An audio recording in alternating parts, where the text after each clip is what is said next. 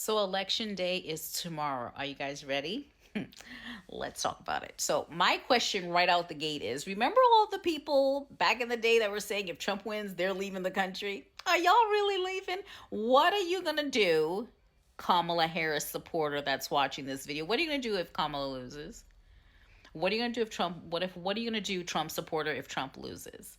Like, I want to know for real in the comments, what are you going to do if your candidate loses?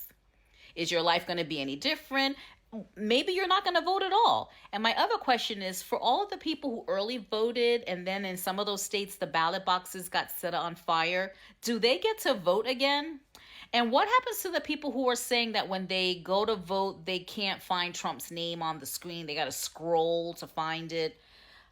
That's not so concerning. What's concerning to me is the people who voted in their neighborhood, in their district, I guess, and they know that they put their ballot in that box and then that box was set on fire. Did they get to vote again? Like, did they get another ballot? Like, how did that work?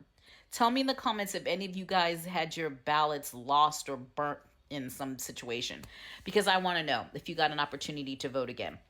And I want to know how this election is going to turn out for you if your candidate doesn't win. What are you going to do different? It's going to be a shit show. It's going to be a shit show. And don't forget the TikTok thing. That clock is ticking, January 19th. And it's the Dems who want it to go away.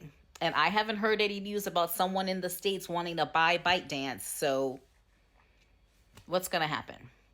And I also want to know how Black people feel about all the pandering. I mean, Kamala Harris, she done spent all her money.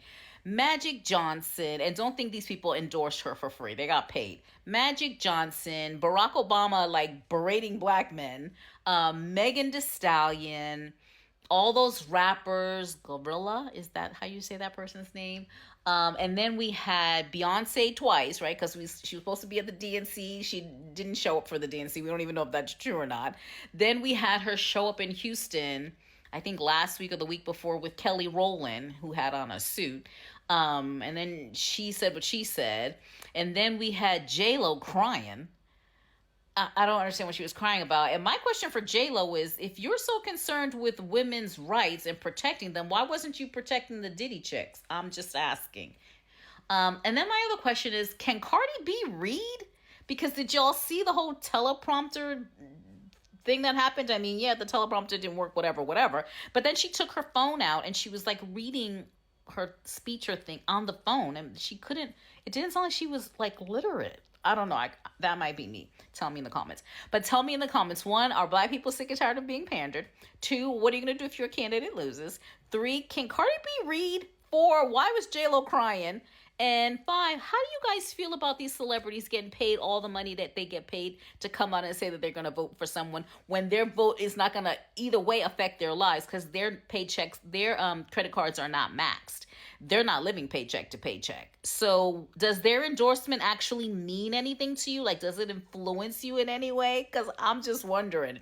Because either way, like J-Lo, Magic Johnson, Barack Obama, whoever wins, is it going to affect their lives? I don't think so.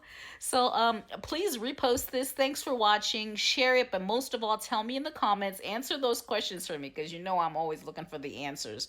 Yeah, I can't wait till tomorrow. I'm kind of nervous.